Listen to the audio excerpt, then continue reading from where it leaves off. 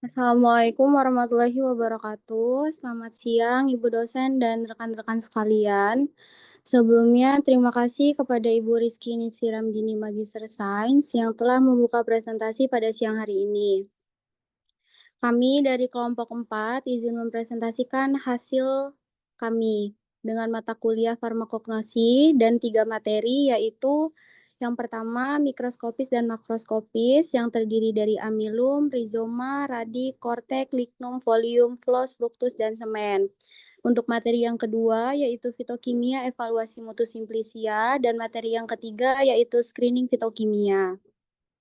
Sebelumnya, saya akan mengenalkan anggota kami terlebih dahulu. Yang pertama ada Dewi Artika, kedua Mita Sari, yang ketiga Revo Mulyani, yang keempat Rindi Anggiani, yang kelima Rizka Johara, enam Tasya Aliantina, dan saya sendiri Rosa Iska Safira.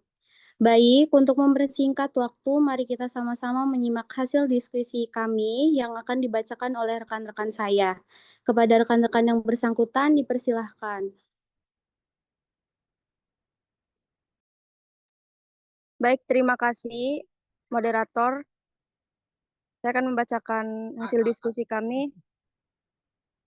Definisi dan tujuan praktikum, pengertian mikroskopis adalah istilah yang berkaitan dengan pengamatan objek yang sangat kecil, yang tidak dapat dilihat dengan mata telanjang. Pengertian makroskopis adalah istilah yang berkaitan dengan pengamatan objek yang dapat dilihat dengan mata telanjang tanpa menggunakan alat bantu seperti mikroskop. Tujuannya adalah untuk mempelajari tentang simplicia lebih dalam.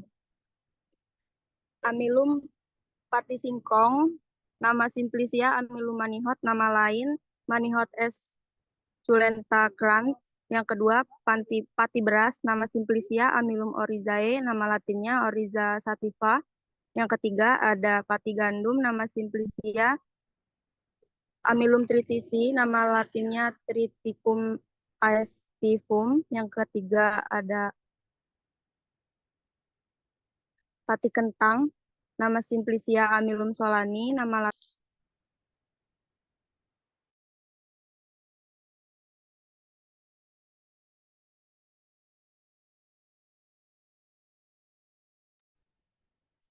Baik, untuk yang pertama adalah mikroskopis dan makroskopis. Yang pertama yang pati singkong, nama simplicianya ada Amilum manihot.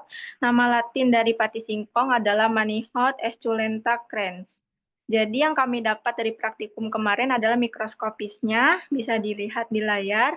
Itu adalah gambar Amilum manihot. Fragmen yang didapat butir tunggal dan bergerombol, berbentuk oval dengan ukuran 5-50 mikrometer.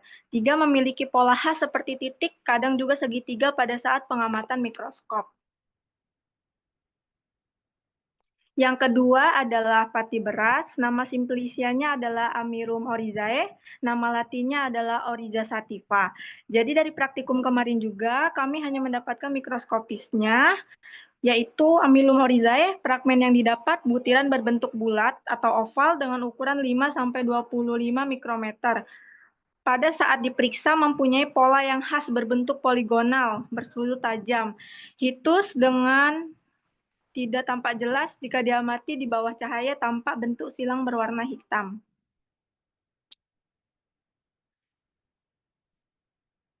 Yang ketiga ada pati gandum, nama simplicianya adalah Amilum tritici, nama latinnya adalah Triticum aestivum. Yang kami dapat juga dalam mikroskopisnya, yang pertama fragmen yang didapat butiran berbentuk bulat atau oval dengan ukuran 5-25 mikrometer. Pada saat diperiksa mempunyai pola yang khas berbentuk poligonal bersudut tajam. Hilus, bentuk silang berwarna hitam. Hilus di tengah tidak tampak jelas jika diamati di bawah cahaya, tampak bentuk silang berwarna hitam. Yang ketiga pati kentang, nama simplicianya Amilum solani, nama latinnya adalah Solanum tuberosum. Pada praktikum kemarin kami tidak menemukan untuk data pati kentang ini. Yang kedua adalah dari keluarga rizoma. Ada kunyit, nama simplicianya adalah Curcuma domestica rhizoma, nama latinnya adalah Curcuma longa. Mikroskopis dan makroskopisnya bisa dilihat di layar ya teman-teman. Yang fragmen yang didapat dari kelompok kami yang pertama adalah amilum. ditunjukkan di nomor 1 di buletan itu. Yang kedua ada parenchyma cortex. Yang ketiga ada parenchyma stele. Yang kedua itu parenchyma cortex dengan sel sekresi. Laju dengan makroskopisnya yang utuhnya seperti ini dan yang serbuknya seperti ini.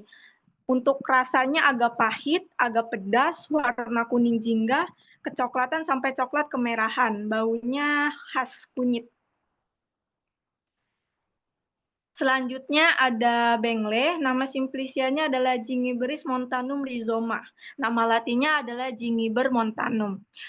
Ada mikroskopis dan makroskopisnya, bisa dilihat di layar juga. Dari mikroskopisnya, kami mendapatkan fragmen jaringan bagus, ini gabus ya, dan parenkrim dengan sel sekresi.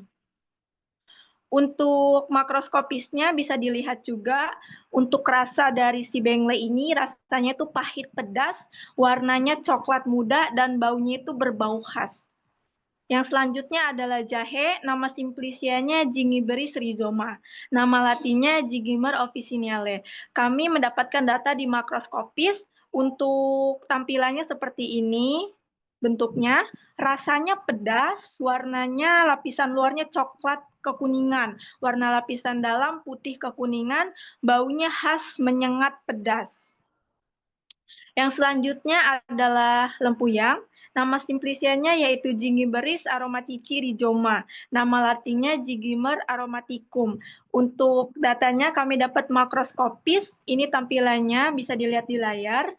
Untuk rasanya itu pedas dan pahit, warnanya itu putih pucat, dan terdapat bintik-bintik, serta baunya itu baunya khas.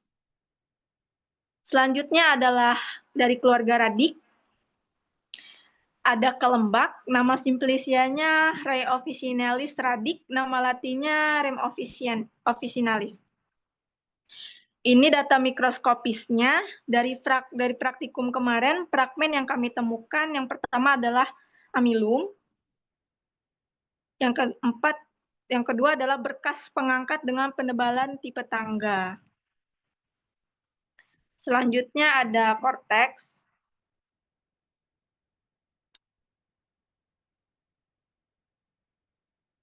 Di korteks ini ada kayu manis, nama simplicianya adalah Cinamomi burmani cortex, nama latinnya Cinnamomum burmani. Di sini ada data mikroskopis dan makroskopisnya.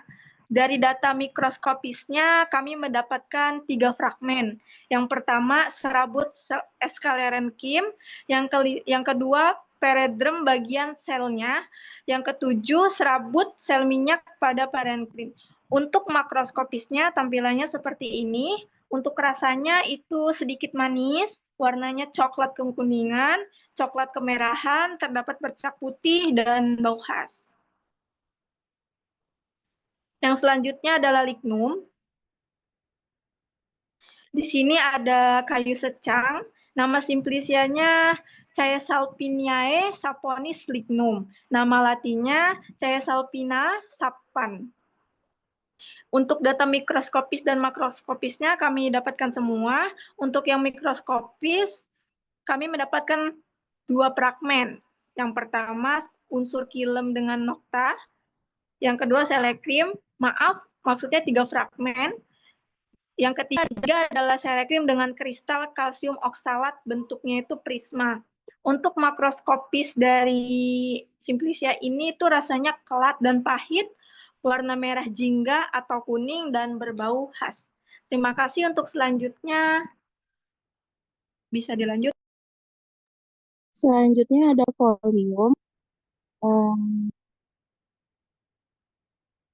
Daun jambu biji, nama simplicianya Psidi guajavae folium, nama latinnya Psidium guajava. Di sini kita dapat data mikroskopis sama makroskopisnya. Fragmen yang didapat pada mikroskopis, 1 epidermis atas, 4 epidermis bawah, 2 rambut penutup, 6 halus kalsium oksalat. Ini data makroskopisnya. Bisa dilihat rasa kelat dan pahit, warna hijau kecoklatan, helaian daun berbentuk bulat memanjang, berbau khas. Lalu ada daun sirih, nama simplicianya Piperis betrefolium, nama latinnya Piper betre. Kami dapat data mikroskopis dan makroskopisnya. Pada fragmen yang didapat, pertama epidermis bawah dengan idioblast berupa sel minyak, kedua epidermis atas, ketiga sclerenchyme, keempat rambut penutup. Pada data makroskopis, rasa pedas, daun berbentuk bulat, telur sampai lonjong, berbau khas, warna hijau kecoklatan. Lalu ada daun kejibelik. Nama simplicianya Sericocalicis crispifolium. Nama latinnya Sericocalix crispus. Kami juga dapat data mikroskopis dan makroskopisnya. Fragmen yang didapat pada data mikroskopis, 1 sistolik, 2 rambut penutup, 3 epidermis bawah dengan sel litosis dan stomata, 4 bekas pengangkut, 5 epidermis. Pada data makroskopis, rasa pahit kelas, daun berbentuk jorong bulat memanjang, tidak berbau, warna hijau tua, agak hitam abu. Lalu ada daun kumis kucing. Nama simplicianya Orthosiconis staminei-folium. Nama latinnya Orthosiconis stamineus Benth. Kami tidak dapat data mikroskopis, tapi kami dapat data makroskopisnya, yaitu rasanya sedikit pahit, daun berbentuk lonjong, belah tepat, tidak berbau, warna hijau kecoklatan. Lalu ada daun jati Belanda. Nama simplicia Guazumae ulmifolia folium. Nama latinnya Guazuma ulmifolia. Kami dapat data mikroskopis dan makroskopisnya. Pada data mikroskopis, fragmen yang didapat 3 rambut penutup bentuk bintang, 4 sclerenchyme, 5 rambut kelenjar dengan kristal kalsium oksalat. Pada data makroskopis, rasa agak pelat, daun berbentuk bundar menjorok, sampai lancet ujung daun meruncing, bau khas lemah, warna hijau kecoklatan. Lalu ada daun sirih. Nama simplicianya Annonae muricatae folium. Nama latinnya Annona muricata. Kami dapat data mikroskopis dan data makroskopisnya. Pada data mikroskopis, fragmen yang didapat hanya 3 bekas pengangkut. Dan pada data makroskopis, rasanya tidak ada rasa, daun berbentuk lonjong atau memanjang, pangkal runcing, birata, bau khas, warna hijau kecoklatan. Pada floss, bunga rosella, nama simplicianya Hibiscus sabdariffae floss, nama latinnya Hibiscus sabdariffa. Kami dapat data mikroskopis dan data makroskopis. Pada data mikroskopis, fragmen yang didapat 3 epidermis kelopak bunga dengan seta, 4 serabut. Pada data makroskopis, rasa asam, warna merah muda, bau aromatis. Lalu ada bunga sidowaya. Nama simplicianya Watfordiae purticosae floss, nama latinnya Watfordia. Kami dapat data mikroskopis dan data makroskopisnya. Pada data mikroskopis, fragmen yang didapat hanya 3 parenkrim dasar bunga. Dan pada data makroskopis, rasanya kelas, warnanya kecoklatan, baunya khas. Lalu ada bunga cengkeh. Nama simplicianya Caryophyllus floss, nama latinnya Eugenia Caryophyllus. Kami dapat data mikroskopis dan makroskopisnya. Pada data mikroskopis, fragmen yang didapat 2 epidermis dasar bunga, 5 sel batu dan sclereida, 6 parenkrim, 10 kristal kalsium oksalat. Pada data mikroskopis, rasanya agak pedas, warna coklat, kehitaman, bau aromatik kuat. Cukup, terima kasih. Selanjutnya fruktus.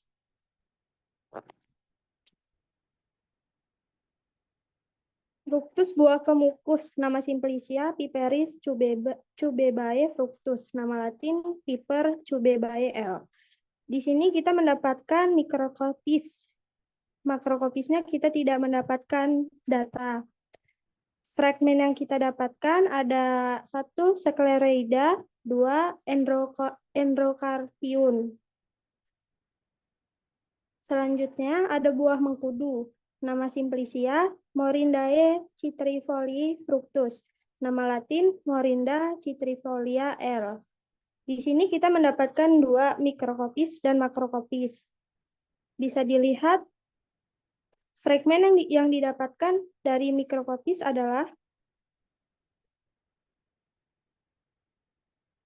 2 Sclerenchyme, 3 Mesocarpium, 4 Endocarpium. Dari makrokopis, rasa sedikit pahit, warna coklat, bau khas. Selanjutnya ada buah adas. Nama Simplicia Phoeniculi vulgaris fructus. Nama Latin Phoeniculum vulgari Mill. Di sini kita mendapatkan 2 data, mikrokopis dan makrokopis. Fragmen yang didapat yaitu 1 Endocarpium dengan sel-sel palisode, 3 sel-sel endosperma, 4 serabut, 5 berkas pengangkut, 6 epikarpium. Dari makropis, rasa sedikit manis, warna kekuningan hingga coklat, bau khas. Selanjutnya ada buah adas bintang atau adas manis. Nama Simplicia Anisi stellati fructus, nama Latin Ilmium verum. Di sini kita mendapatkan 2 data yaitu mikropis dan makrokopis. Yang pertama kita mendapatkan fragmen 1 sel epidermis testa dengan lumen astrokereid, 5 sel batu, 6 jaringan pangan. Dari makroskopis kita mendapatkan rasa khas manis, daun berbentuk perahu dan tersusun melingkar sebuah sumbu. Selanjutnya ada buah lada hitam, nama Simplicia piperis nigri fructus, nama Latin Piper nigrum L. Di sini kita mendapatkan 2 data mikro dan makrokopis. Bisa dilihat lagi gambarnya. Fragmen yang kita dapatkan ada 2 Sclereida, 3 berkas pengangkut dengan penebalan tipe tangga. Dari makrokopis kita memiliki rasa sangat pedas dan berbentuk hampir bulat permukaan keriput.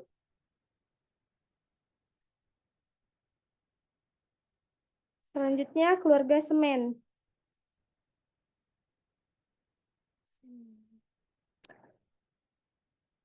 Biji mahoni, nama Simplicia Swietenia mahagoni semen, nama Latin Swietenia mahagoni. Kita mendapatkan 2 data yaitu mikropis dan makrokopis. Fragmen yang didapat dari mikro yaitu 2 epidermis, 3 endosperm. Dari makrokopis kita mendapatkan memiliki rasa sangat pahit serta bentuk bulat pipih pangkal sayap biji keras. Selanjutnya ada biji pala. Nama Simplicia Myristicae fragransis semen. Nama Latin Myristica fragrans hot. Kita mendapatkan 2 data, mikrokopis dan makrokopis. Dari fragmen mikro, kita mendapatkan 1 kristal kalsium oksalat berbentuk prisma, 2 endosperma, dan 3 serabut. Dari makro, kita memiliki rasa agak pahit, pedas lama-lama kelat, serta memiliki bentuk bulat telur, permukaan luar beralur dangkal, terdapat anyaman berbentuk seperti jala. Selanjutnya ada biji wijen. Nama Simplicia Sesami orientalis semen, nama Latin Sesamum orientale L. Kita mendapatkan dua data, mikrokopis dan makrokopis. Bisa dilihat gambarnya. Dan dari fragmen mikro, kita mendapatkan satu lapisan kulit biji sebelah luar, 4 parenkrim testa sebelah dalam dengan jaringan penguat, 6 endosperme dengan tetesan minyak. Dari makro kita memiliki rasa yang tidak berasa, berbentuk oval, berukuran kecil. Selanjutnya ada biji pinang, nama Simplicia Arecae setesi semen, nama Latin Arecae satesu. Di sini kita mendapatkan dua data, yaitu mikro dan makro. Fragmen yang ditemukan dari mikrokopis yaitu 1 endosperm, 2 perisperm, 3 sklerida.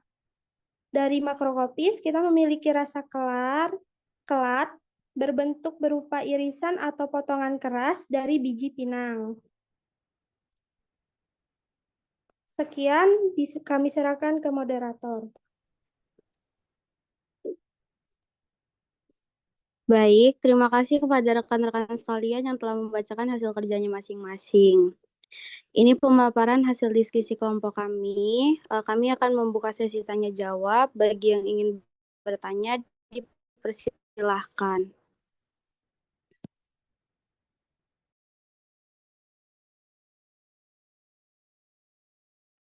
Kak Desi boleh kalau mau bertanya. Baik Kak, izin bertanya. Saya perwakilan dari kelompok 2 mau nanya. Tadi kan dari hasil mikroskopis yang banyak itu, saya lihat kan ada beberapa yang ditemukan hasil fragmennya itu ada banyak. Salah satunya itu daun jambu biji. Yang mau saya tanyain, pada mikroskopisnya itu perbesaran berapa ya Kak untuk daun jambu biji? Terima kasih.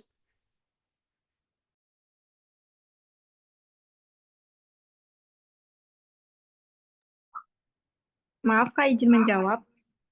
Untuk perbesaran di jambu biji itu perbesarannya di 40 sama 100.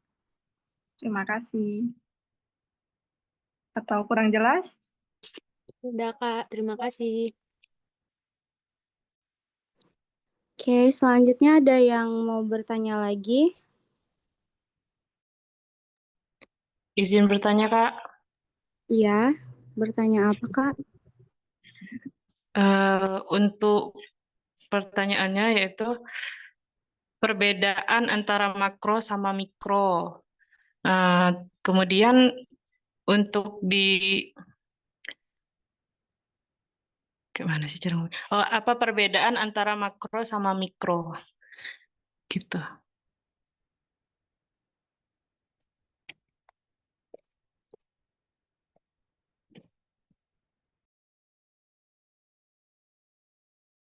Oke, baik Kak.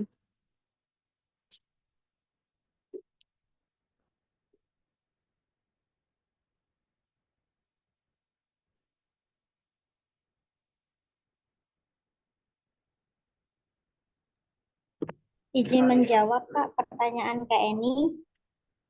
Kan tadi pertanyaannya tentang apa perbedaan makro dan mikro ya Kak.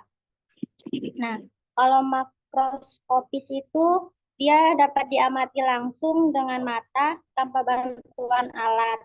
Dan sedangkan kalau mikroskopis itu dia dapat diamati dengan bantuan alat seperti mikroskop karena ukurannya sangat kecil. Apakah sudah membantu Kak? Sudah Kak, cukup. Terima kasih.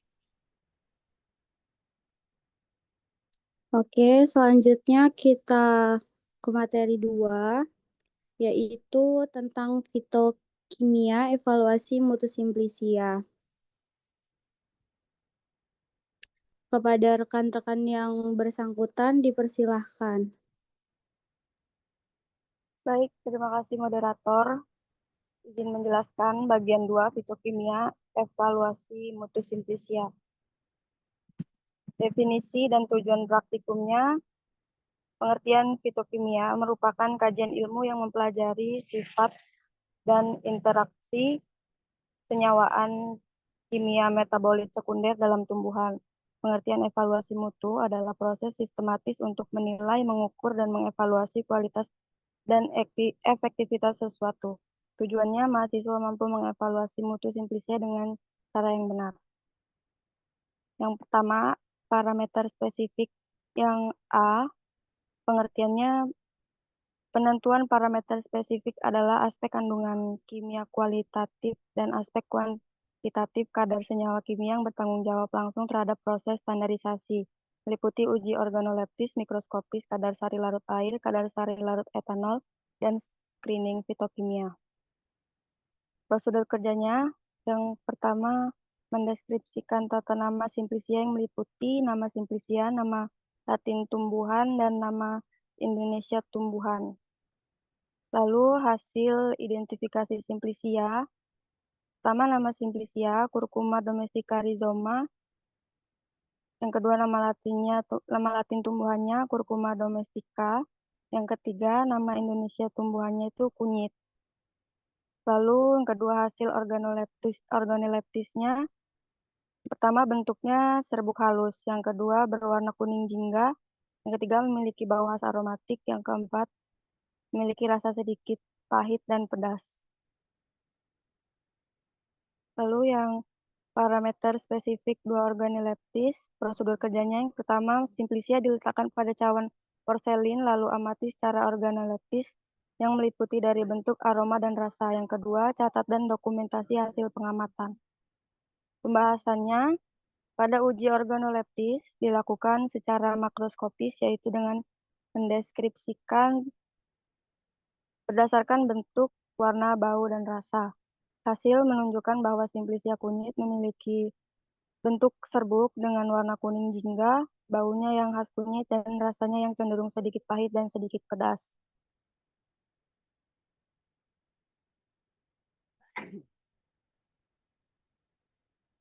Ini bisa dilihat dokumentasinya. Lalu yang parameter spesifik, yang ketiga mikroskopis. Prosedur kerjanya yang pertama Simplisia di blender hingga menjadi serbuk.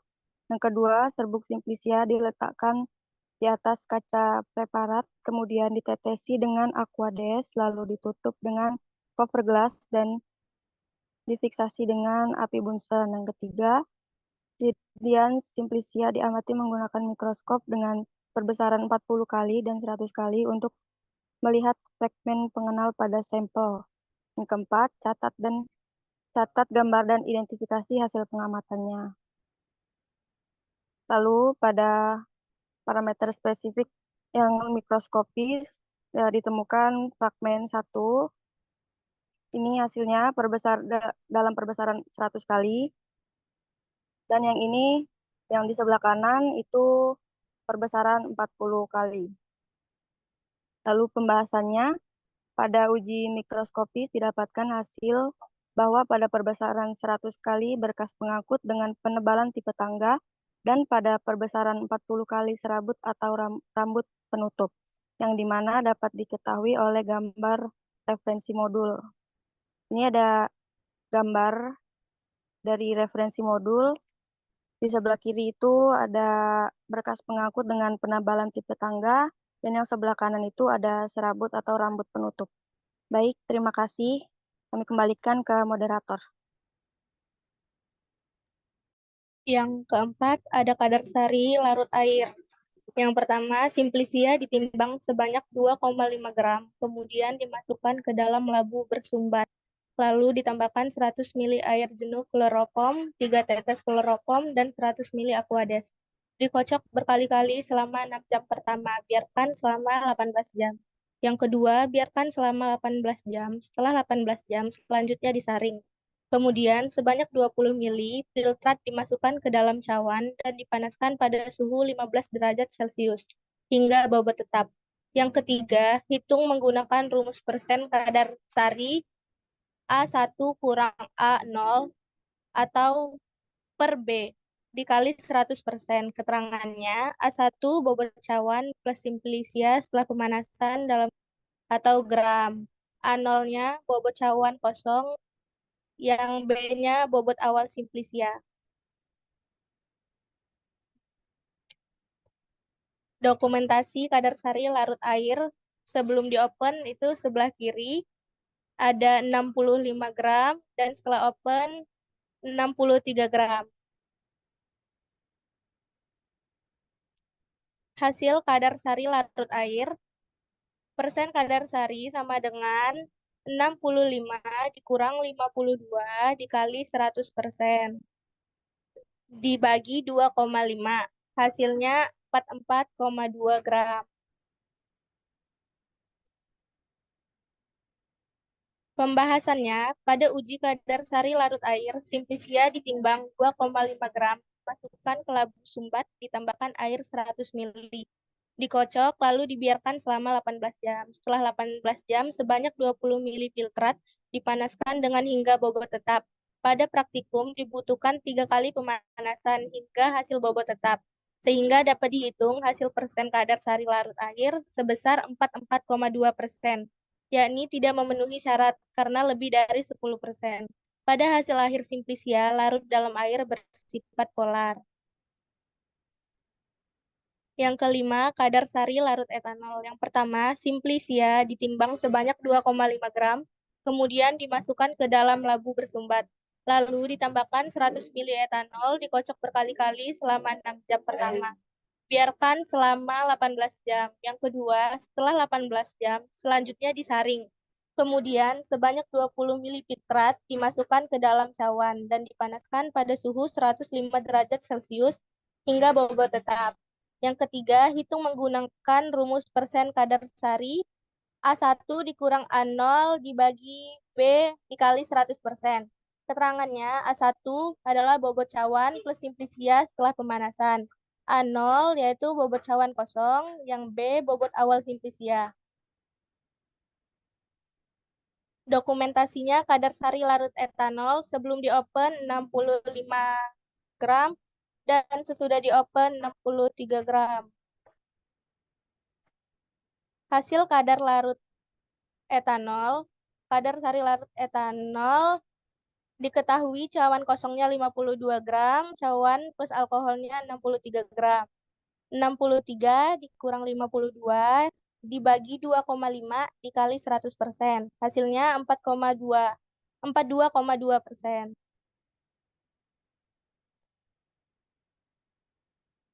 Pembahasan, pada uji kadar sari larut etanol, Simplicia ditimbang 2,5 gram. Dimasukkan ke dalam labu sumbat, ditambahkan etanol 100 ml, dikocok lalu dibiarkan selama 18 jam. Setelah 18 jam, sebanyak 20 ml filtrat dipanaskan dengan hingga bobot tetap. Pada praktikum, dibutuhkan 3 kali pemanasan hingga hasil bobot tetap, sehingga dapat dihitung hasil persen kadar sari larut air sebesar 42,2%, yakni tidak memenuhi syarat karena lebih dari 8%. Pada hasil akhir, Simplicia larut dalam air bersifat polar. Baik, terima kasih kepada rekan-rekan sekalian yang telah membacakan hasil kerjanya masing-masing. Ini pemaparan hasil diskusi kami. Kami akan membuka sesi tanya jawab. Bagi yang ingin bertanya, dipersilahkan. Izin bertanya, Kak. Iya. Saya Septiana dari kelompok 2, izin bertanya. Bagaimana peran uji fisik seperti warna, bau, dan tekstur dalam evaluasi mutu Simplicia kunyit? Terima kasih. Baik, Kak. Kami tampung dulu ya pertanyaannya. Selanjutnya, satu lagi. Izin bertanya, Kak. Ya, Saya Kak Desi Nirmala Devin. dari kelompok 3, izin bertanya mengapa penting untuk mengevaluasi kandungan mikroorganisme dalam Simplicia kunyit. Baik, terima kasih, Kak. Baik.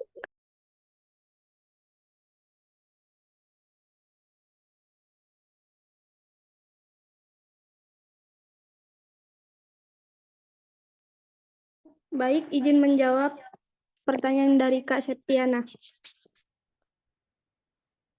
Pertanyaannya, bagaimana peran uji fisik seperti warna, bau, dan tekstur dalam evaluasi mutu Simplicia kunyit?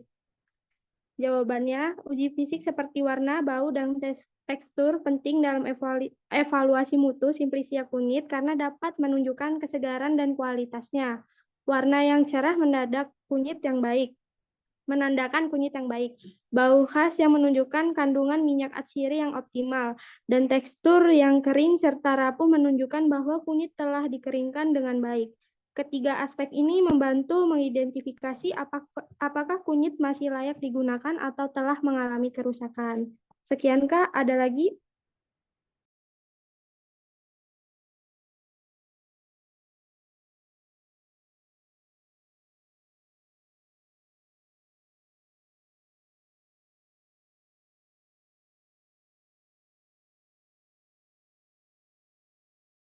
Sudah, Kak, cukup. Terima kasih. Oke, Kak, sama-sama.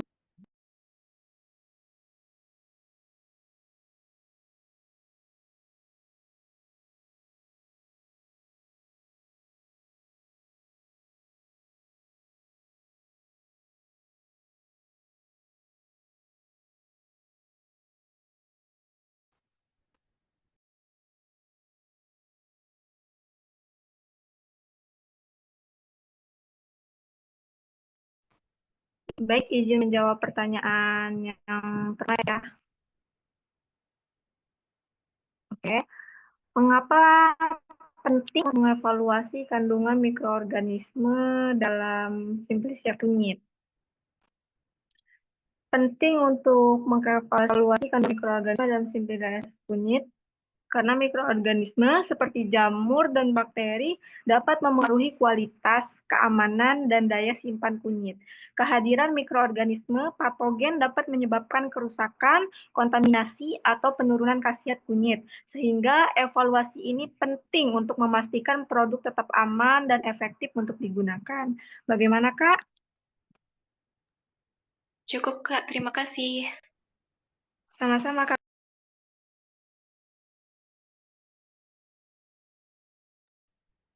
Baik, kita lanjut ke materi yang ketiga, yaitu screening fitokimia.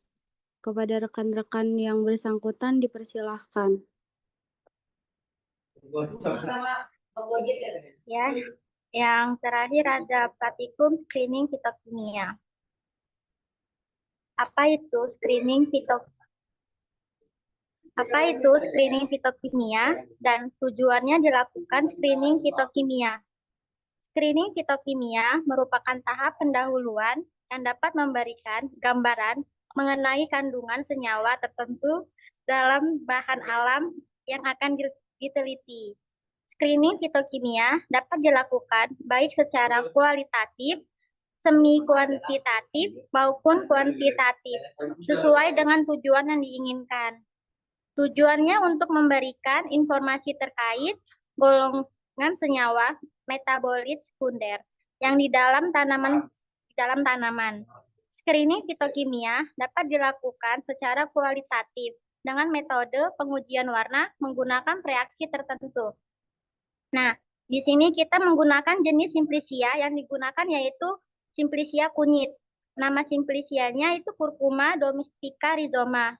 Nama latinnya Curcuma domestica. Nama Indonesianya itu kunyit. Prosedur screening fitokimia. Yang pertama itu kita membuat larutan stok. Larutan polar atau air, memanaskan 5 gram Simplicia ke dalam 50 ml aquades, pelarut non-polar atau ether, maserasi 2 gram Simplicia dengan ether atau esana 5 ml.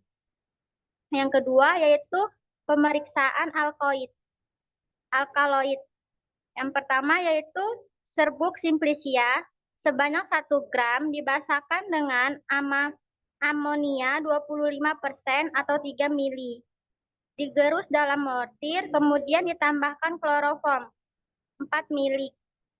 Digerus kembali, lalu lapisan kloroform disaring, dipipet, dan dimasukkan ke dalam tabung reaksi, lalu larutan kloroform dikocok kuat dengan HCl2N hingga terbentuk 2 lapisan. Bagian pertama, 2 lapisan.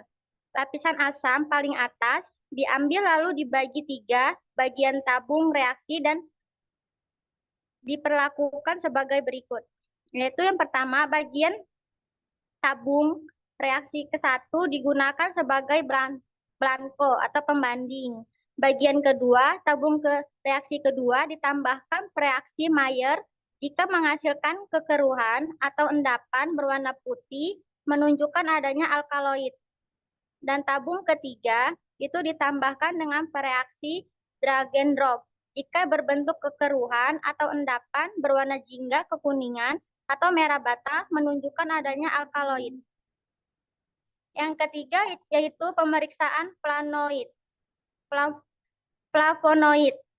Cara prosedur kerjanya yang pertama yaitu serbuk simplisia ditambahkan air, dipanaskan lalu disaring dan didinginkan. Kedua, ke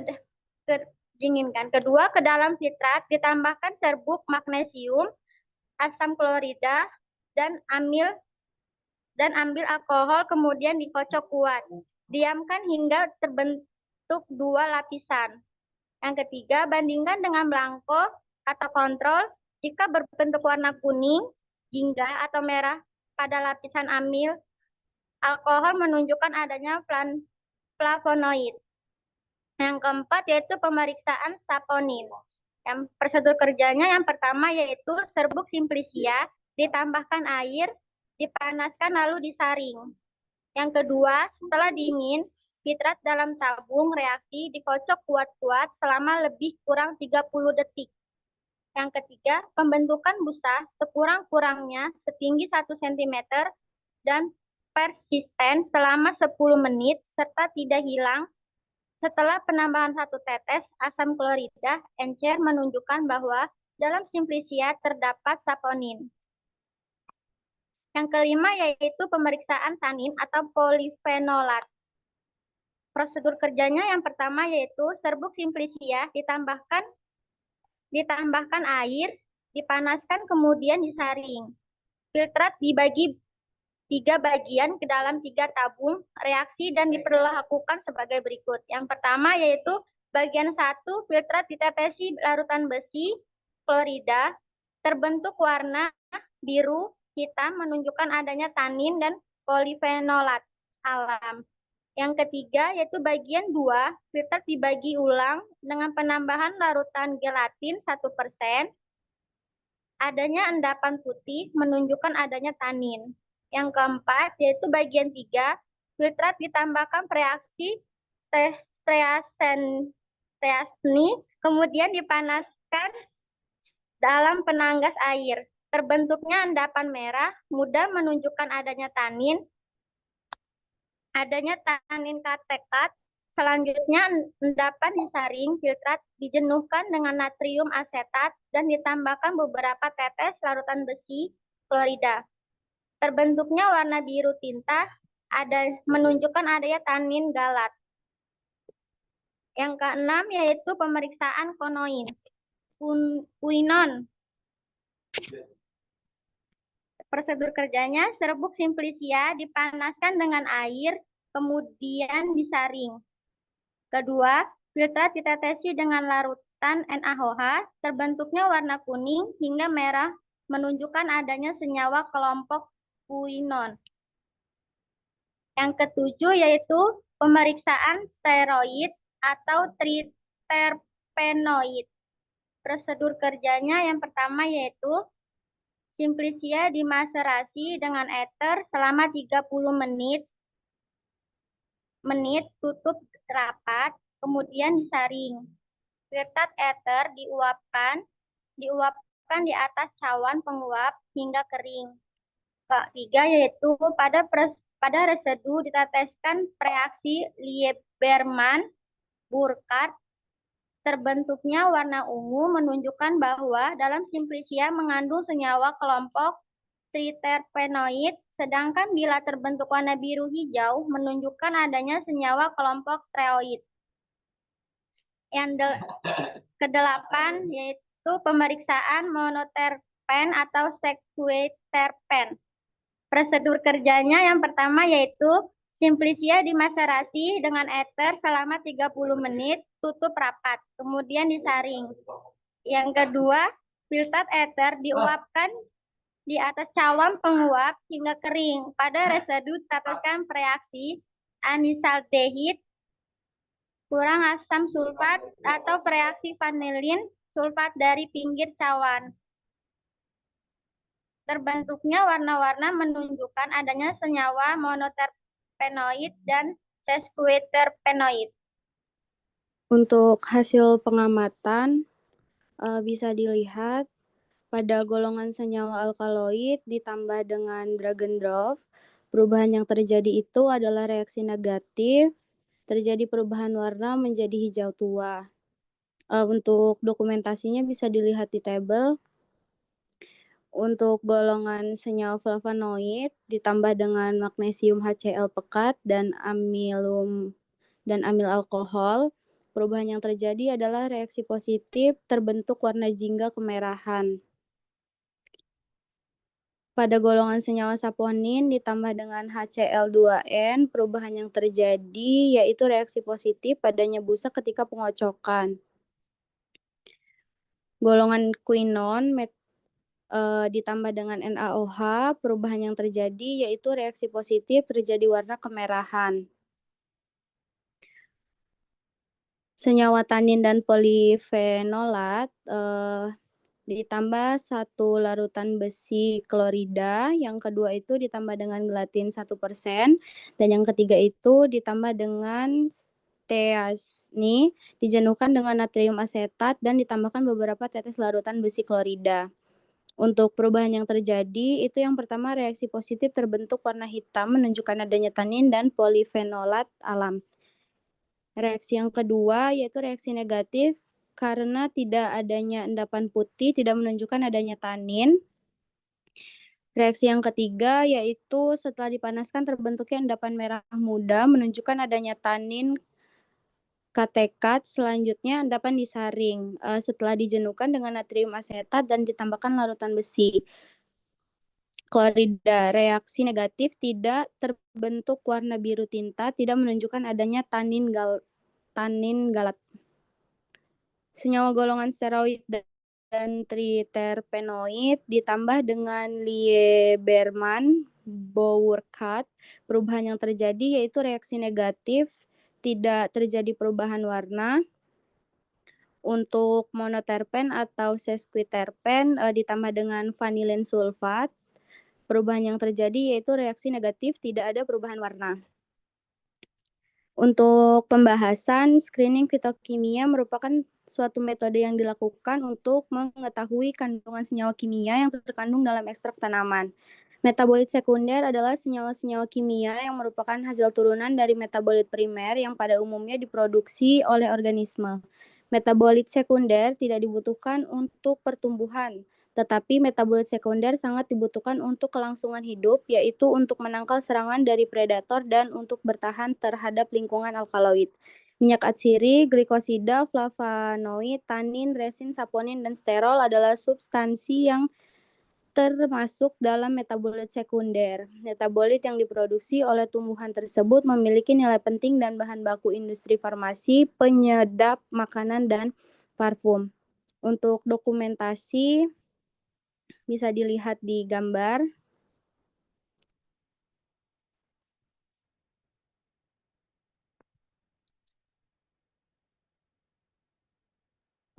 Sekian untuk presentasi dari materi screening fitokimia.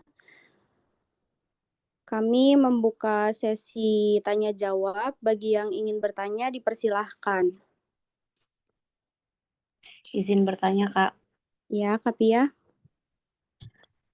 Dari kelompok 2 mau tanya, apa sih yang dimaksud dengan screening fitokimia pada Simplicia kunyit dan kenapa penting buat dilakukan?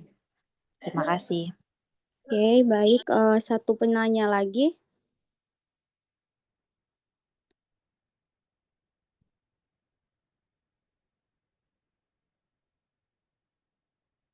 Satu penanya lagi, Kak. Izin bertanya, Kak. Iya. Mengapa pada uji saponin menghasilkan busa? Oke. Izin menjawab untuk pertanyaan Kapia, apa yang dimaksud dengan screening fitokimia pada Simplicia kunyit dan mengapa penting dilakukan? Screening fitokimia pada Simplicia kunyit adalah proses untuk mengidentifikasi dan mengukur senyawa aktif seperti kurkumin dan minyak atsiri yang terkandung dalam kunyit. Screening ini penting dilakukan untuk menilai kualitas, efektivitas, dan potensi terapeutik kunyit, seperti memastikan bahwa kunyit yang digunakan memiliki kandungan fitokimia yang optimal dan aman untuk konsumsi. Apakah sudah cukup, Kak, untuk jawabannya? Cukup, Kak. Terima kasih.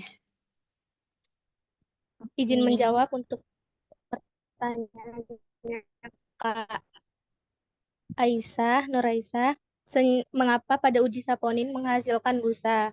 Karena senyawa saponin telah diketahui dapat membentuk busa karena adanya kombinasi struktur senyawa penyusunnya, yaitu rantai sapogenin nonpolar dan rantai samping polar yang larut dalam air. Saponin mempunyai rasa pahit, berbusa dalam air, mempunyai sifat deterjen yang baik. Apakah cukup, Pak?